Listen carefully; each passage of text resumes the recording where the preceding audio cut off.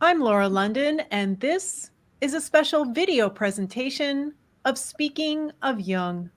Joining us today for episode 107 is Jungian analyst Dr. Royce Froehlich in New York City. He holds a master's degree in media studies from the New School for Social Research and spent 20 years working as an audio engineer for ABC radio networks. He then entered the dual degree program at the Columbia University School of Social Work and the Union Theological Seminary, where he earned both a master's degree in clinical social work and a Master of Divinity. He completed his doctoral work with the European Graduate School, earning a Ph.D. in philosophy, art, and critical thinking. His dissertation was on C.G. Jung, media, and disindividuation. Dr. Froehlich trained as a Jungian analyst at the C.G. Jung Institute of New York, where he is now an instructor, supervisor, and training analyst. He lectures on clinical concepts using Jung's commentary on The Secret of the Golden Flower and on psychology and religion, and leads introductory workshops for incoming trainees. He also serves on the faculty of the C.G. Jung Foundation for Analytical Psychology in New York City, where he presents on the effect of media technologies on the human psyche, divine androgyny, and Jung on Eastern religions. Dr. Froehlich sits on the executive board of the Philemon Foundation and is an active member of the New York Association for Analytical Psychology, known as NIAP. He has presented on Jung's Psychology of Wholeness at the Open Center in Manhattan and on Jung and the sound and visual artist John Cage at the Rubin Museum of Art. Today, we'll be discussing his paper, C.G. Jung, Disindividuation, Media, Effects of Communication Technology on the Human Psyche, which he presented at the 2016 IAAP Congress in Kyoto, Japan. It was published in the proceedings Anima Mundi in Transition, Cultural, Clinical, and Professional Challenges, edited by Jungian analysts Amelia Kiel and episode 46 guest Margaret Klenk. This video interview is being recorded on Friday, March 25th, 2022, through the magic of StreamYard. I really appreciate you taking the time to join us here today, Dr. Froehlich. Delighted to be here, Laura. So, where should we begin? You were a radio engineer, you said, for nearly 20 years, and then technology replaced human beings. What happened? Well, technology tends to replace human beings. In my case, enough people quit so that I got access to a really nice studio. I could dim the lights. That was new. All the other places had fluorescent at the time, or some kind. Anyway, one day my boss came in and said, looked around at all the equipment we had, multi-track recorders, all kinds of sound enhancing devices. He said, we're going to be put out of business by a kid with a box in his basement. Yeah. And it was shortly thereafter that life circumstances created an opening. And I looked up social work schools because I did have my eye on the prize of getting into the Jung Institute someday. Mm-hmm. That was all already bubbling. Mm-hmm. And at that time, one needed to have a master's in a helping profession. Mm-hmm. So social work was a very good way to fulfill that requirement, a master's in social work. Mm-hmm. Then I saw the dual degree program offering. And I'd already known that the Bible is the most, certainly one of the most cited texts in the collected works of Jung. And I grew up as an ultra-reformed Jew. We didn't have a Bible in the house, right? So I knew there were two Jungians on faculty at Union Theological Seminary and Ulanoff and Harry Fogarty. Mm. And I applied and was lucky enough to get in, and that was the gateway to the Jung Institute, as well as beginning a professional clinical psychotherapy practice as a social worker 20 years ago. Mm-hmm. But I'm interested in the fact that you already knew about Jung and about the Jung Institute before you got into social work and divinity. So how did you first hear about Jung, and what made you interested? I can't tell you when I first heard about Jung, Mm-hmm. but I can tell you that in my 20s, I asked a family friend about helping me find a psychotherapist. And it just so happened that the chain of referrals was to a Jungian in Manhattan. Mm-hmm. Mm-hmm. Yeah. And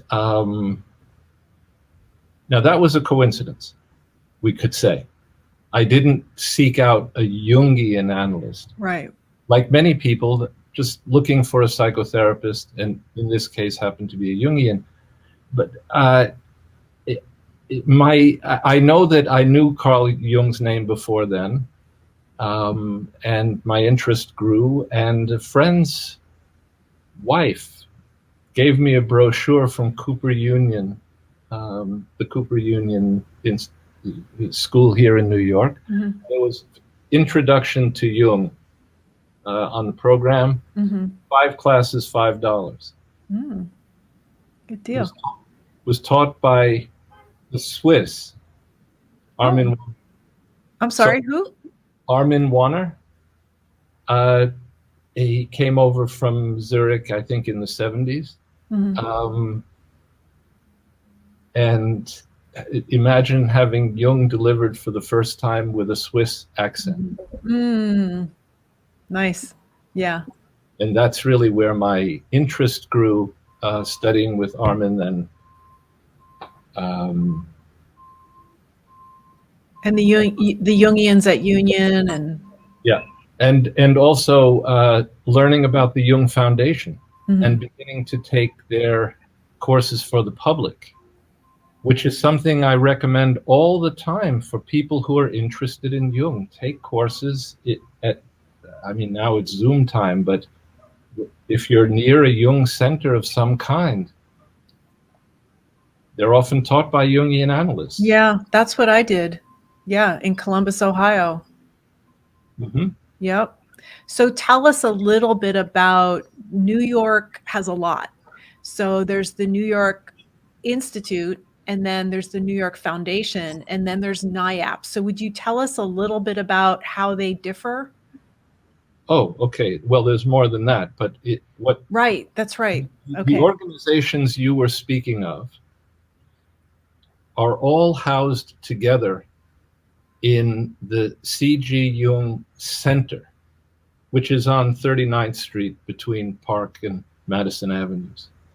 And in the center are the Jung Foundation, which is the public arm, the Jung Institute, the training institute, the professional organization, NIAP, the New York Association for Analytical Psychology, the Analytical Psychology Club, which is, I think, the oldest Jungian organization in the States, and the Archive for Research in Archetypal Symbolism, ARIS, which is a picture library.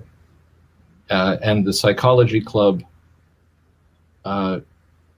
owns and operates the Christine Mann Library, one of the great Jungian libraries in the world. Yeah. So all of those entities are in one building, the Jung Center. Mm-hmm. And they serve the public is served by the foundation and ARIS. Then there's the Psychology Club, which theoretically you become a member of after working with, well, now it's a Jung-oriented psychotherapist. It used to be only for people who analyzed with a Jungian. Mm-hmm. An IAP, an internationally recognized Jungian. but the library is open to the public. Mm-hmm. So there's a lot of service in the public there, in that building. The library, the Christine Mann Library, is part of which? The Analytical Psychology Club. Okay. Speaking of that library, so let's go to your presentation that I watched on YouTube, and I would like to thank the Jung Association of Western Massachusetts for recording this and posting it on YouTube, and there will be a link to it in the show notes for this episode. It's titled Generalized Media Disorder, Jung on Technology and Disindividuation, and it was filmed on December 6th, 2019, so it was right before all the lockdowns of the pandemic. And I would assume you had given this presentation before, but this was filmed and it's great. So the reason why I brought up the Christine Mann Library is because you mentioned during that presentation that the librarian found an audio recording of Jung and gave it to you because you were the audio guy there, and asked you to what? I'll let you tell the story. She found a box with a reel-to-reel tape in it. I remember I didn't those. know what it was, because it had no markings on the box, and so she asked it whether I could just see what was on the tape, and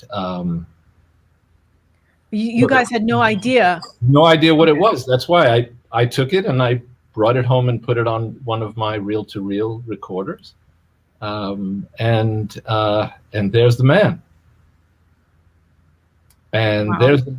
there's the man, and I guess we'll get talking about it. There's the man who really gave me my doctorate, in a way. The topic. Now, he didn't give me the doctorate. He gave me the topic of your doctorate. Yeah. Topic of my doctorate. Yeah. So that was your thesis when you graduated as an analyst, or when you got your Ph.D., or both? Both. I'm kind of. That's so Jungian. Both. Kind of a one-trick pony, actually. With derivatives, but that theme is thanks. That's what's been revisited over the years. So, and I'm sorry, I keep fiddling with this. I don't want to wear big headphones, and so I have this earbud and it keeps falling out. So that's what that is. Tell us what Jung said and who he was addressing in that audio. All right. It was a kind of a letter that he spoke to the Analytical Psychology Club of New York in, oh boy, 59, I think it was, in the 1950s. And he had been asked some questions, and he wanted to respond to his colleagues and analysans and friends who were in the New York metropolitan area, of which he had a good number. Yeah. So he began the tape, rather than immediately addressing the questions that people had, he began by talking about how much he disliked to speak in an audio recording. He used the phrase disembodied voices, that he didn't like being a disembodied voice, because the only disembodied voices were typically heard by people in lunatic asylums. So he just didn't like that whole idea. And then my dissertation took off from there. So that inspired you then? Very much. Because I realized that, already when I did the master's at the New School, where there were a ton of fabulous influences that I'm actually only getting to now, which is amazing. Things are coming sort of full circle, and I have the opportunity to revisit some of the things, and that was in the mid-'80s. But there was a Canadian media theorist, R. Murray Schafer, who wrote a book called The Tuning of the World, because people were already getting into the fragmentation that was happening in the population as a result of media technologies. And Schafer came up with this idea of schizophonia, where until audio recording, there was no way to separate music from a musician. Anytime you heard music, it had to be played by a human being. Once recording comes in, like photography, you can see people in other places. And this theme of Schafer's was picked up by Brian Eno, who said recording offers the opportunity to turn an event from being an event in time to being an event in space. In other words, music used to happen live. Now you can put it into a recording. It's now housed in a recording somewhere. And Schafer's idea of schizophonia, I think, was not off the mark. You mentioned that the title of the paper about general media disorder. Yeah. I want to say right up front, that's a phrase that comes from a friend and colleague of mine, Joan Grossman. She came up with that phrase in her dissertation from the European Graduate School, in her book on blackout, memory, and catastrophe. That's the title of her book? Yeah, Blackout, Memory, and Catastrophe. And in there, she brings up this idea of a diagnostic, a new diagnosis that should go in a DSM, generalized media disorder. All right, so how would you define that for the listeners?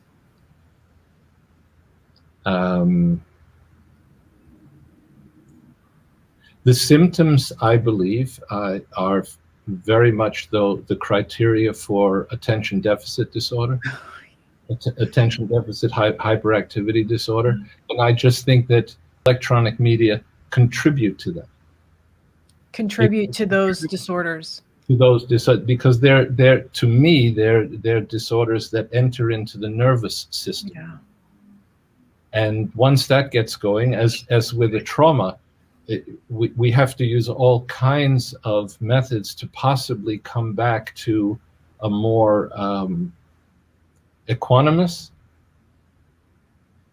state, whatever that may mean for an individual. But so generalized media disorder, I think the symptomatology is pretty much of an ADD, and the addictive qualities. Right.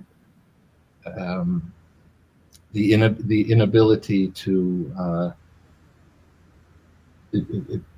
come to a place of quiet if one forgets one's phone, for example, the dysregulation that happens when we feel disconnected from the mothership, so to speak. That's at least how I feel. But this was all going on even before cell phones and the internet, because you and I are of, I think, a similar generation. I was born in the 60s. I think you were born in the 50s. Yeah. Near there. Mid-50s, yeah. Yeah. And so we had television, we had radio, but we didn't have the internet and the cell phones and the smart TVs and right. So Wi-Fi. So this has been going on since before all that. Well, the discussion around Jung being a prophet, right? It's the Red Book with telling us the way that's to come. Right? Jung, to my mind, had a very good conception of the effects of media technologies, technology in general, but also he commented in the 50s already on the deleterious effects of television on children. Yeah.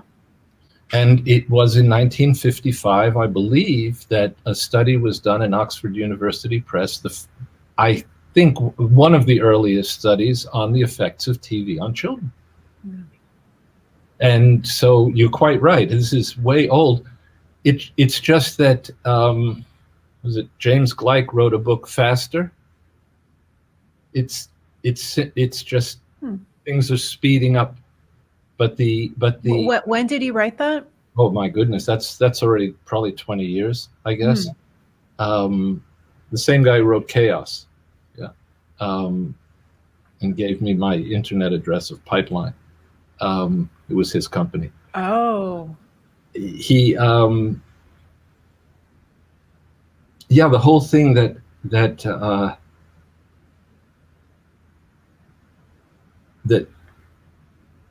as I say, we're coming to a point, it seems to me, that we're having to negotiate the distinction between human speed and computer speed, and humans are going to lose. Yeah.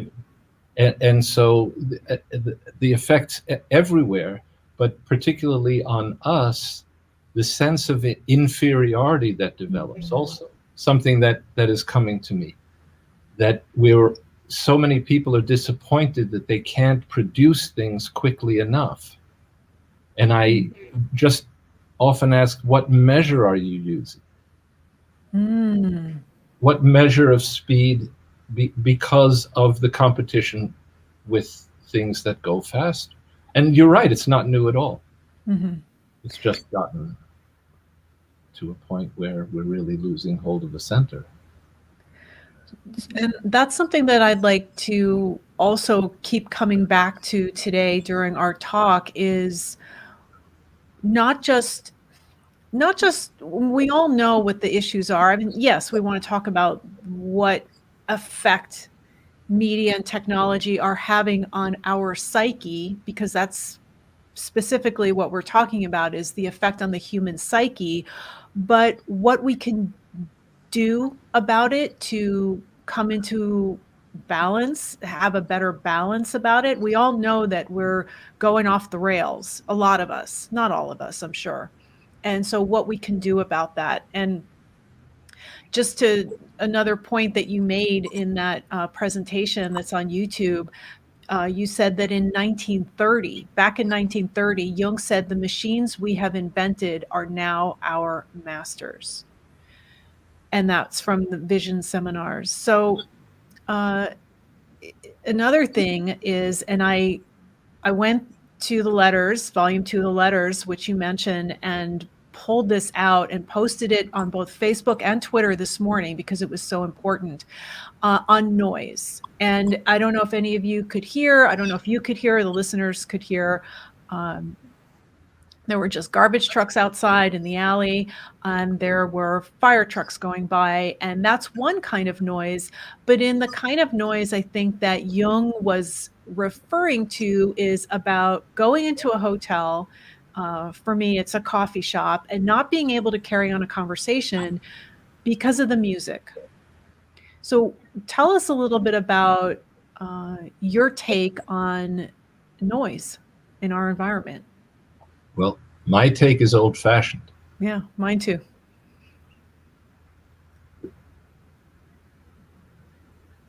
But being, how shall I say? Well, I guess it's a kind of confrontation, although that sounds a little too violent. But really encountering people who very earnestly say to me that they can't write. They couldn't do their schoolwork. These were younger people. They couldn't do their schoolwork at home. They had to go to Starbucks. And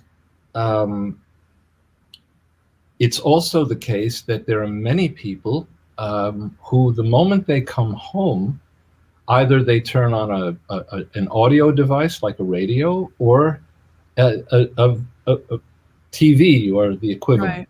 Right. in it for more than what white noise would provide for other people. Just having some kind of more than what I would call the natural silence of the environment. Mm-hmm. There's some spice, some audio spice that people are adding to their mix for some reason. Do we know what that reason is? Because even when we go to the grocery store, there is music playing. Well, the purpose of the music may be different from why some people choose to stay in a Starbucks and write. I think there it isn't. I think it's no longer music. It's just part of a din. Mm-hmm. That and to me, you know, my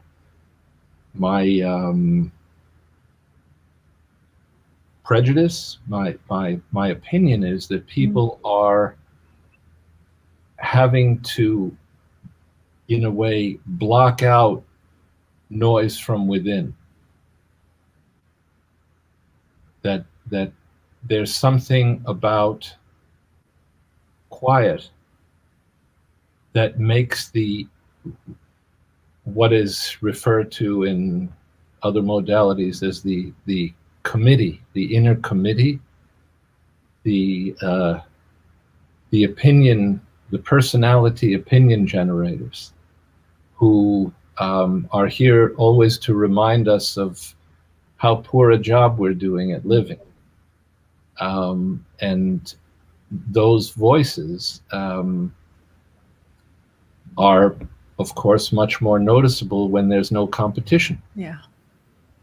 Yeah. I think people do turn it up, some people, to drown out that competition, and others, of course, for company, because many people are lonely.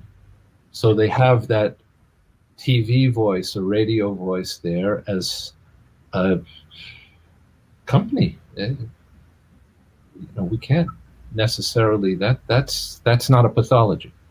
But drowning out the committee, well, we could talk about that in a therapy session. Mm-hmm. So noise and being distracted from ourselves and from connecting with each other, and is, from what I recall, Jung said something about fear in those letters, and that do you remember what he said about fear? Well, that noise counteracts fear, because part of the committee is also fear-based, not just judgmental, you know, that sort of superego stuff. But there's also there's fear, and we can counteract noise with fear. Counteract fear with noise. I think that's what he was getting at. Mm-hmm. Well, speaking of music, and we're not anti-music here, just music for the purpose of for not having a purpose, that's one thing, but music for music's sake is another. And I would like to share right now with our listeners, if this will work.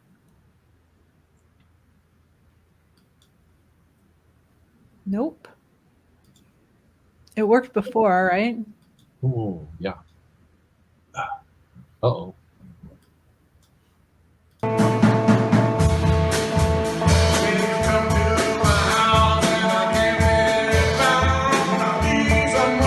This is not working the way that it worked in the task.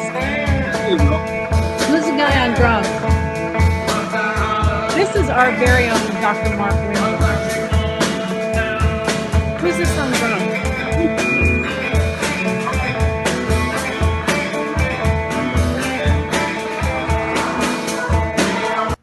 Who was that guy? Look familiar?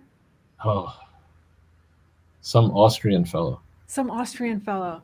So tell us where that. I wanted to try to. It worked well in the sound check. So let me see if I can do that again. Tell us a little bit about what we just saw, if you Well, would. in 2019, late August, early September, every 3 years, the International Jungian Organization brings us together at a congress somewhere in the world. And in 2019, it was in Vienna. I'll turn the volume down so we can talk over it. That's Mark Winborn. That's our very own Dr. Mark Winborn from episodes 6, 36, and 72. And there's Dr. Froehlich. There's Dr. Froehlich playing quite quiet. And this is another Jungian analyst, right? He's right here in Chicago. That's right. That's it.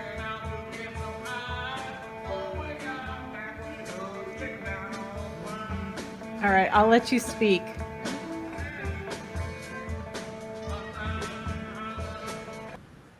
All right. Sorry, so, I'm still getting used to how to share on here. That's all right. It worked. Somehow back in 2016 in Kyoto, it was the first Congress I attended, and it became known that I played drums as a hobby, and so my services were sought out by my colleagues who Jungians who play music too. Mm-hmm. So it seemed like every 3 years we meet for an impromptu jam session. So that was the rehearsal, right? That I just played? Oh, I suppose so, but it sounded pretty much the same in the we just played when we could. I don't know how much. I played off and on during the course of the evening. Well, there were people dancing, and I want to show a little bit of this as well. And that's Dr. Winborn on from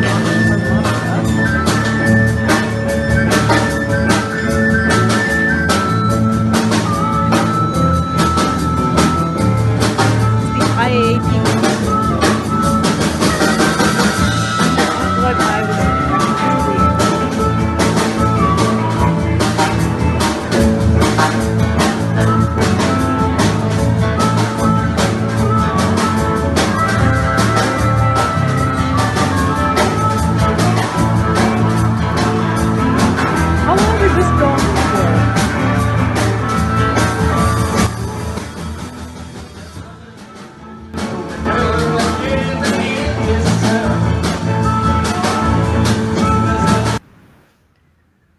So that went on for quite some time. Was that all evening? What was going on there? Well, the evening went on all evening, but we didn't play all evening. Okay. It got really crowded after a while. They had to actually decline people's wish to enter. So some of my colleagues didn't get in.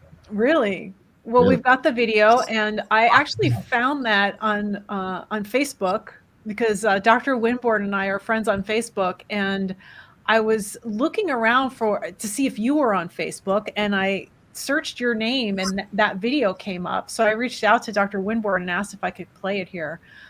So that is a different kind of noise. That's music for music's sake, and that's not what we were referring to or what Jung was referring to. And so let's talk about... I think Jung would have thought that to be noise. He would have thought that to be noise too. But the fact that there are 3 Jungian analysts playing just makes it so much more... Oh, then there were 5, I think. By that one, there were 5. Yeah. A couple others, huh? So, yeah, people joined and so on. Yeah. Mm-hmm. Mm-hmm. Well, it looks like a lot of fun. So that Congress in Kyoto is where you presented your paper, right, titled C.G. Jung, Disindividuation, Media, Effects of Communication Technology on the Human Psyche. So let's start with, and I just want to also add that paper was published in the proceedings. Diamond Furlog publishes all the proceedings from the IAAP Congresses, and there will be a link, actually 2 links in the show notes. You can purchase directly from Diamond, and it's also available on Amazon. So it was published in the volume Anima Mundi in Transition, Cultural, Clinical, and Professional Challenges. And that was the title of that Congress, right? Mm-hmm. So let's start with you defining for us the term disindividuation. Okay. It's not one we hear too often. I appropriated the phrase from a French philosopher of technology, Gilbert Simondon, whom I learned about through another French philosopher, Bernard Stiegler. And Simondon surely knew about Jung, referred to Jung's notion of individuation, nuanced it enough to make it seem like it was radically different from Jung. To my reading, it kind of doesn't matter.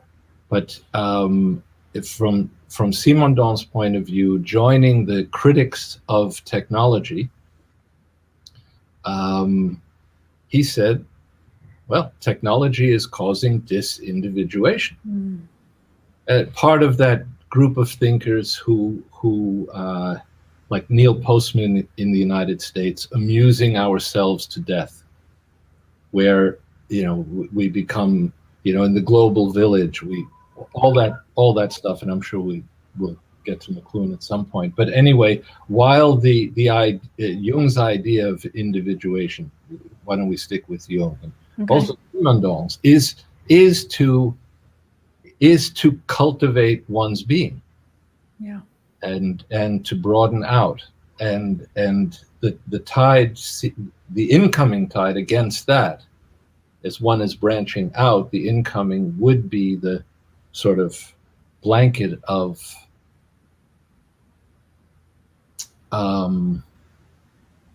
libidinal drives, let's call it, or rather sirens on the hilltop. Okay. That are coming out of technologies. Yeah. That are causing many people to not have much of an ability to go in a direction that suits them more. They become what Guy Debord called the society of the spectacle. Everybody's kind of focused on the same spectacle, which doesn't do much for individualhood. Right? So Simondon comes up with this idea of disindividuation. So that's where I just lifted it from his vocabulary. Yeah. It's very insightful. So if we look at the other side of this, we've got to look at the other side, right? Got to look at both sides. Do we derive, obviously we derive benefits from technology. No question. It's a utopia, dystopia, an antiodromian tennis match, just it's one of those things where so many great thinkers wound up saying similar things to what Jung said. Can humanity keep it together enough to not use what technology has come to be able to do? Do we have, and that's no more timely a question today, right? I mean, literally today. I know people might be watching this in 150 years from now, and you will have heard of the Ukraine-Russia war in 2022. But today we're many people, and I see it in my practice, and we see it in the newspapers and all over. People are really taking seriousness of nuclear war into their nervous systems. So technology does that.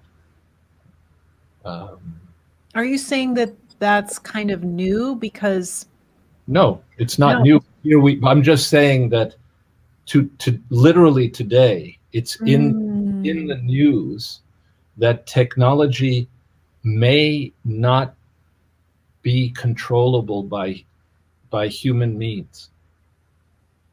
That it will proliferate once it gets going. It takes over. That's what many people are concerned with, that somebody's going to fire a nuclear missile. So doesn't this, I'm just thinking, go back to something else that Jung said about the great danger being the human psyche? So, right, that's at the root of all of this. Right. And that's what I think gets overlooked the most. And that's why I keep doing this podcast, is because not a lot of people are looking at the psychology. So was this inevitable with technology that we would get here, or did we take a wrong turn somewhere? I don't know that we can make the final word on that.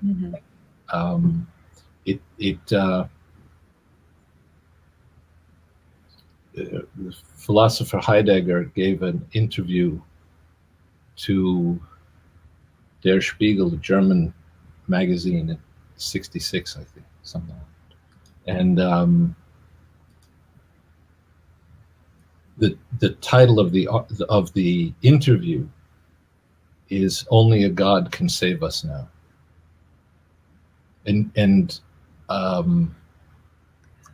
he goes on to talk about how, he was one of the initial thinkers on the effects of technology on the human being. His question concerning technology came out pretty much the same year as Neumann's Origins and History of Consciousness.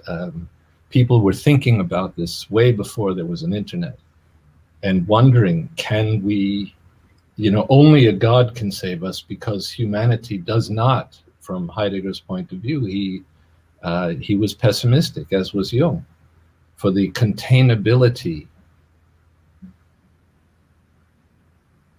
of what we can build. For the containability of what we can build. Yeah.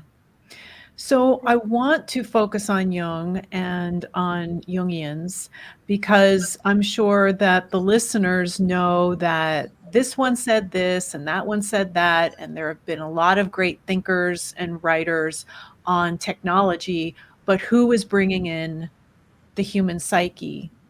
And so I would like to hear, your perspective on a lot of these things. And you brought up in your paper, which I got to read, a term called crazy busy. And Sharon Karn, is it, said, since when did crazy busy become socially acceptable? And that was a pet peeve of mine a few years ago, where if you were busy, then you were successful. And when somebody would say, "Oh, I'm so," to me, "Oh, I'm so glad you found something to keep you busy." Excuse me? I'm not doing this to keep myself busy. I'm doing this because this is my work. I love doing this. This isn't keeping me busy, because what I hear is that's when somebody says that to me, that means something to keep you distracted. Distracted from what? I don't know. But talk to us about this term crazy busy. What does this mean? Well,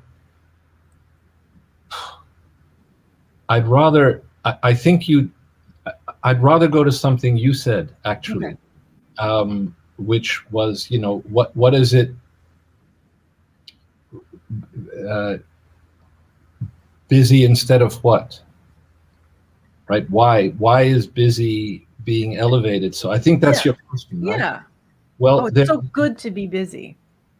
There's a guy who wrote, if you're a Talking Heads fan, a great book about fear of music.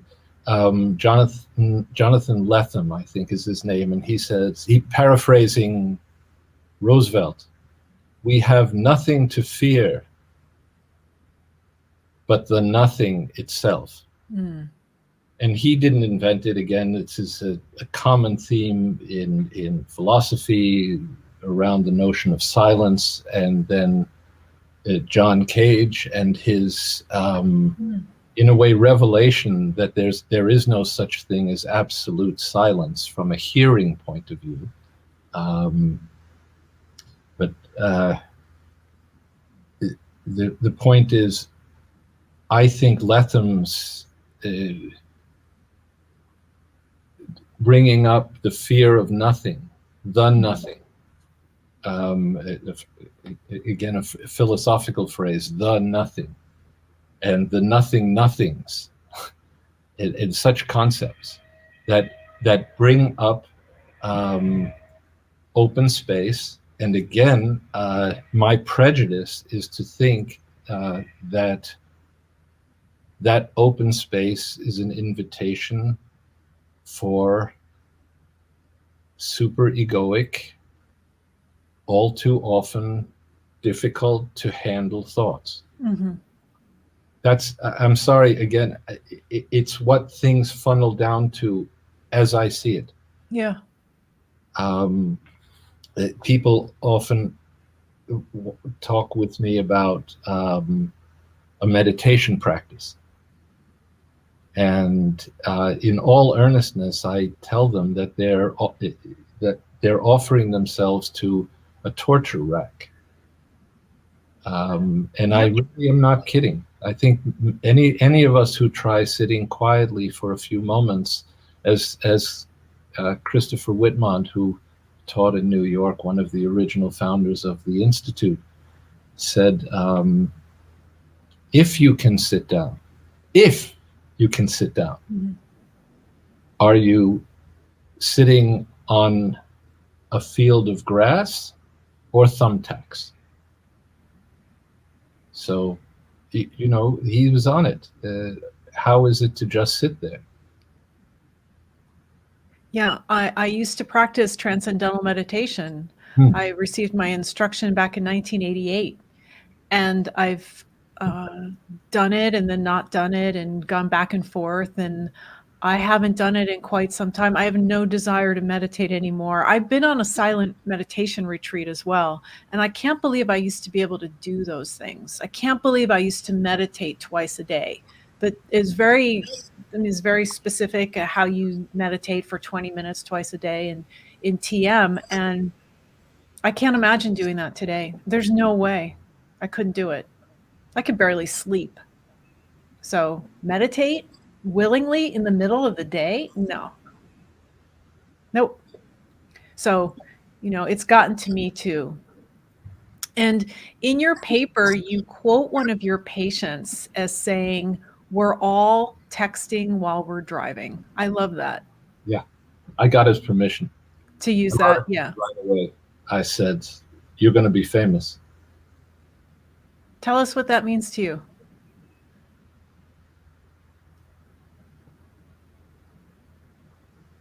Who would argue that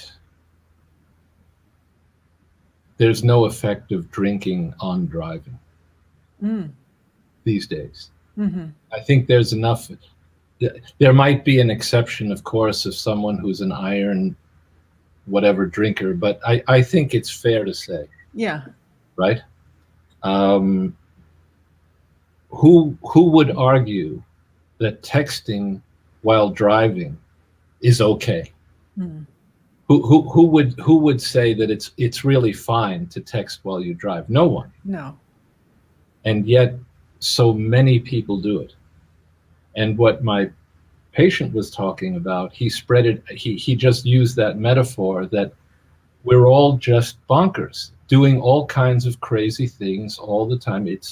And of course, who's we? generally speaking. Yeah. Okay.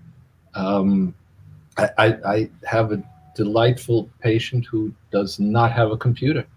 No computer. Yeah. So, and I'm not the only one in my crowd who doesn't have a Facebook account. But I want to be clear that it's not because I disdain it and just poo-poo it all. It's because I'm admitting my addiction when I don't take a Facebook account. I would like to own that I do have a little bit of a feeling, not a fear, but a feeling of missing out. Yeah. I just am, in a way, protecting myself. Yep. From what I know. I mean, very often we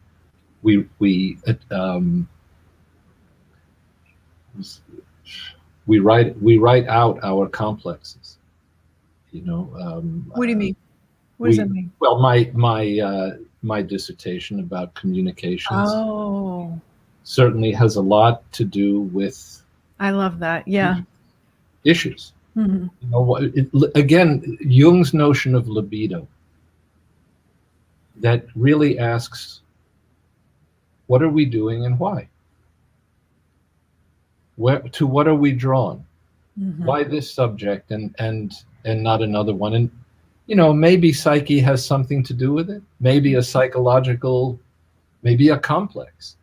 Complex doesn't have to be negative.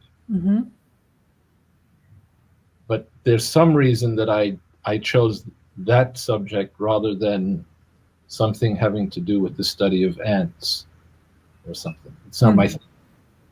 But why is this my thing? Well, that's there are many reasons. Yeah. So again, what pulls us and why? And why is this inability to temper it that people seem to experience? That was it Sherry Turkle out of MIT, I think she is. Our technologies have entered into places that used to be just for intimacies. And is that, again, I'm old-fashioned. Before we wrap up, what else would you tell us about your paper, your presentation that you would like to share with the listeners about how you tied Jung into this subject? What haven't we covered? Wholeness. Yeah.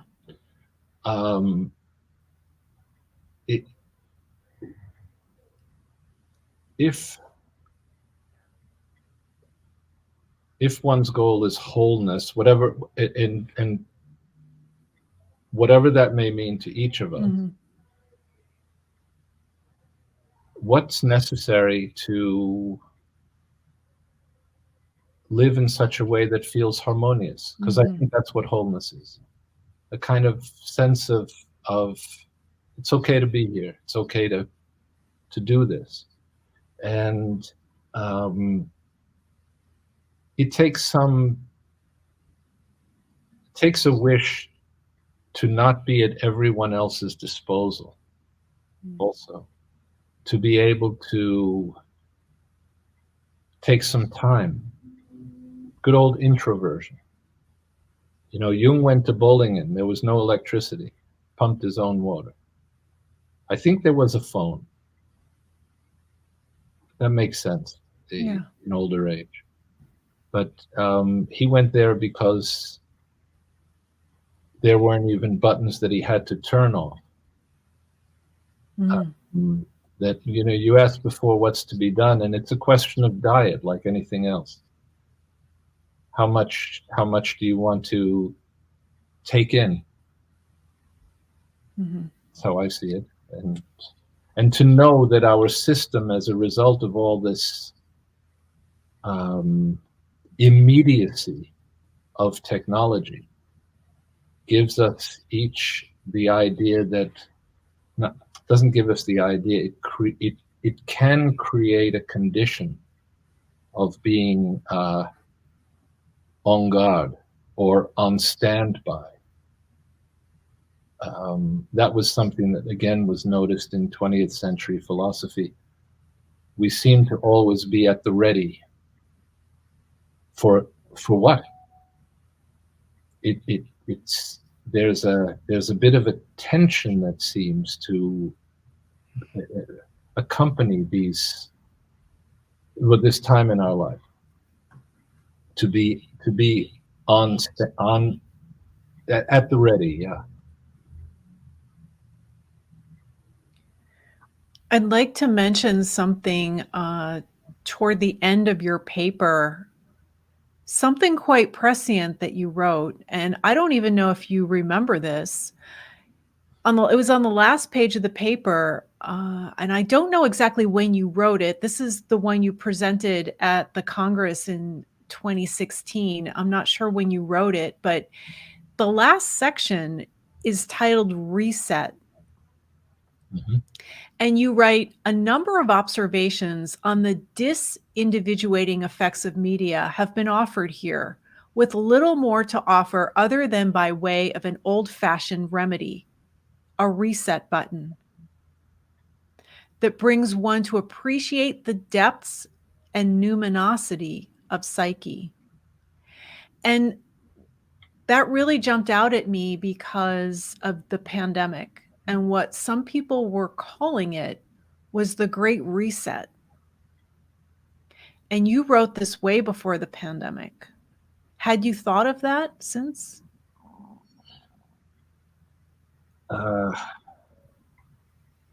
I do know that for many of us, the pandemic offered an opportunity to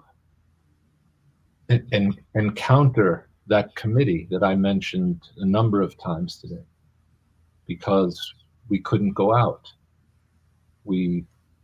Now, for some, that caused great anxiety, and others, and it seems many people, now this was early on, many people found it of great benefit to be home, to be in themselves a little more. And that's the Great Reset. I mean, this could go many, when Timothy Leary said, turn on, tune in, drop out.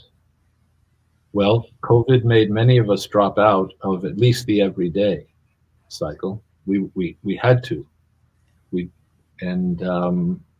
Some people used it as an opportunity to tune in.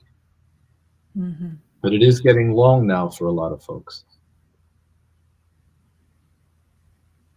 And I like how you mentioned the reset, bringing one to appreciate the depths and the numinosity of psyche, because that is something that, and I talked about this on an earlier episode, that I felt that I lost. Just finding anything to be numinous anymore. Mm. That I had just completely lost that and didn't even realize it until I found it again. You found it again, though. Yeah. Yeah. I call it the re-aster. You call it the what? Re-aster. Mm. You know what a disaster is? Yeah. All right. Well, at some point, hopefully after the disaster, we'll find our star again, because disaster is to be without a star. So we have to, apparently you found a star again. Yeah, I sure did. And that would be a lovely story to learn about, I think. How you found your self again, if that's what you mean. That's interesting you mentioned that, because I saw yesterday on Twitter someone asking for such stories. And I wondered if I should contribute. And I decided not to. But it's still in the back of my mind. And then you mentioned that. So that's definitely. Yeah. Might be worth it, Laura. Yeah, something to look into. And before we conclude here today, there is something else I want to mention, if I could find it in my notes. You know what? We didn't talk about Marshall McLuhan. I don't want to neglect that. Is there anything you would like to mention about him? And did I lose you again? I hope he comes back. Dr. Froehlich? Yeah, it's here I Oh, am. it just Okay. it Okay. froze. Yeah, good. Here we are. Um, Did you hear me ask about McLuhan? McLuhan.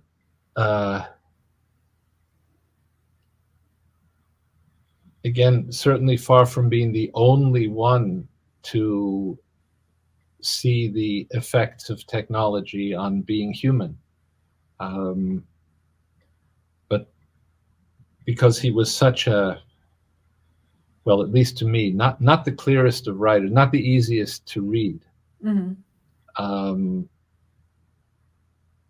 When he started his critique of media back in the, I guess, late 50s and early 60s, Understanding Media was around 64. He did seem like a fortune teller, a prophet of media technology, and that whole idea of the global village.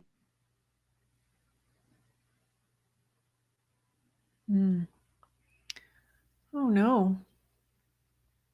Dr. Froehlich has frozen up again. Right. Oh, yeah. And he So comes back. we lost you there for a little bit. Yeah, sorry, I don't know at what point. We lost you at Global Village. Wow, this is now I'm losing you. Oh man. Oh my. Now you're back. Okay. Okay. Global village. Just the again, what it's like Jung. There. Ah. Yeah. Do you know you're frozen or you don't know you're frozen? Now I know. Yeah, Okay. I can see it go spin into weirdness. Okay. Maybe we should wrap up quickly here. So yeah, but I would like you to tell us about McLuhan. Well, just that he's sort of still a go-to on what it was going to look, what it looks like, and underrated at the time. He was resuscitated, became the spirit, what the grandfather of. Not the grandfather, the spiritual father of Wired magazine or something like that. Okay. Camille Paglia did a good job on resuscitating Jung. Why he's McLuhan. Yeah. And so on. Anyway, he's just another hero, along with many others who contribute to our understanding of media. And in your paper, the quote I pulled out is you said that in an exchange of systems of thought, Jungians may come to acknowledge the contributions made by McLuhan's understanding of the effects of media, and media theorists can learn from Jung. I think so. I think his few writings on the effects of technology and the effects of media technology specifically still hold water. And then if we look further into how these technologies proliferate and take control, maybe some détente can happen. Maybe we can find peace with them and hit the reset button. Hit the reset button. Yeah. So again, I highly encourage the listeners to get a hold of Dr. Froehlich's paper. Again, it's titled C.G. Jung, Disindividuation, Media, Effects of Communication Technology on the Human Psyche. It was published in Anima Mundi in Transition, Cultural, Clinical, and Professional Challenges.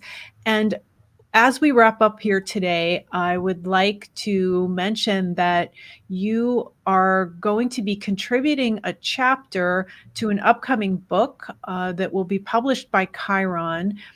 It is titled Eastern Practices and Individuation, Essays by Jungian Analysts. It is edited by Dr. Leslie Stein, who I will be visiting here in May, the beginning of May in Sydney, Australia. And I'd like to save the content of your chapter for a future episode, and hope to have you back. I don't know if was there anything you wanted to tell us, to tease us with? Not at the moment. You've just teased me. I don't have a comeback that quickly. Thank you very much, Laura. That'd be delightful. Be delighted to talk about it. Yeah, we look forward to what you have to say about Eastern practices and individuation. Judging by the gongs behind you, I don't know that part of you, and I'm very curious about it. So we will look forward to that. That would be delightful. Please visit the website Speaking of Jung, that's JUNG.com, for more information on everything that was discussed in this episode. There you will also find all of the previous episodes of this podcast, which are available to stream or to download for free. Speaking of Jung is also available on Apple Podcasts, Spotify, and Amazon Music. You can also listen to this episode on your Amazon Echo device simply by saying, Alexa, play Speaking of Jung on Apple Podcasts. Just be sure to pronounce Jung with a hard J. Links to Amazon's new Echo devices can be found in the show notes. With special thanks to Dr. Mark Winborn, to Mel Matthews at Fisher King Press, and to Carolyn Skye Karen at the Jung Association of Western Massachusetts, this is Laura London, and you've been listening to Speaking of Jung.